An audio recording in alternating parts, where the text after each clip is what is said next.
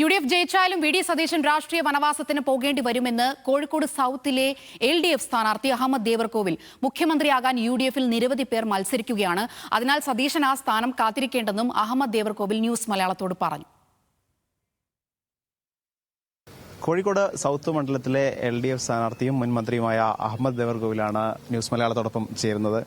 അവസാന ലാപ്പിലാണ്. ഇനി മണിക്കൂറുകൾ മാത്രമേ ഉള്ളൂ ജനങ്ങൾ വിധി എഴുതാൻ. എന്താണ് LDFനെ സംബന്ധിച്ചിടത്തോളം ആത്മവിശ്വാസം കൂട്ടുന്ന ഘടകങ്ങൾ? ഞങ്ങളെ സംബന്ധിച്ചിടത്തോളം വളരെ നല്ല ആത്മവിശ്വാസത്തിലാണ്. 10 വർഷക്കാലം കേരളത്തിൽ നടത്തിയിട്ടുള്ള വികസന പ്രവർത്തനങ്ങൾ വോട്ടായി മാറും. 5 വർഷക്കാലം ഈ മണ്ഡലത്തിൽ നടത്തിയിട്ടുള്ള വികസന പ്രവർത്തനങ്ങളും വോട്ടായി മാറുമെന്ന കാര്യത്തിൽ ഒരു സംശയമില്ല. അതുകൊണ്ട് തന്നെ കഴിഞ്ഞ തെരഞ്ഞെടുപ്പിനേക്കാൾ മെച്ചപ്പെട്ട ഭൂരിപക്ഷത്തിൽ LDF സ്ഥാനാർത്ഥി എന്ന നിലയ്ക്ക് ഞാൻ ജയിച്ചു വരും എന്ന ഉറച്ച വിശ്വാസമുണ്ട്. കഴിഞ്ഞ ദിവസം തെലങ്കാന മുഖ്യമന്ത്രി രേവന്ത് റെഡ്ഡിയുടെ ഒരു പോസ്റ്റ് ഉണ്ടായിരുന്നു മുഖ്യമന്ത്രിക്കെതിരെ. അതിനുശേഷം പിണറായി വിജയൻ മുഖ്യമന്ത്രി തിരിച്ചൊരു പരാമർശം നടത്തുന്നു. അതിനെയൊക്കെ എങ്ങനെയാണ് കാണുന്നത്? അത് വോട്ടർമാർ അതൊരു ഘടകമായി കാണും എന്ന് തോന്നുന്നുണ്ട്? സാധാരണഗതിയിൽ ഏതൊരു വിഷയങ്ങളെയും സംസാരിക്കുമ്പോൾ ആ വിഷയത്തിൻ്റെ ഏത് രീതിയിലാണോ സംസാരിക്കുന്ന ആൾ സംസാരിച്ചത് അതിനോട് അതേ രീതിയിൽ മറുപടി വന്നുപോകും.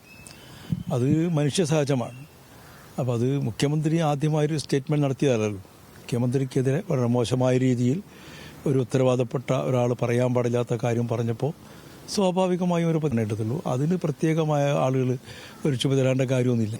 UDF ജയിച്ചില്ലെങ്കിൽ രാഷ്ട്രീയ വനവാസത്തിന് പോകും എന്നുള്ളതാണ് പ്രതിപക്ഷ നേതാവിൻ്റെ പറയുന്നത്. അത് ആ രാഷ്ട്രീയ വനവാസത്തിലേക്ക് പോകേണ്ടി വരും എന്നുള്ളതാണ് LDF കാണുന്നത്. അല്ല, UDF ഒരു കാരണവശാലും ജയിക്കാൻ പോകുന്നില്ല. എന്തെങ്കിലും കാരണവശാൽ ഒരു കൈത്തെറ്റ് സംഭവിച്ച് ജയിച്ചു പോയി എന്ന് വിചാരിച്ചോ, അദ്ദേഹം എന്തായാലും വനവാസത്തിന് പോകണം. കാരണം അതിൽ മുഖ്യമന്ത്രിയാകാൻ ഒരുപാട് ആളുകൾ വേറെയില്ലേ.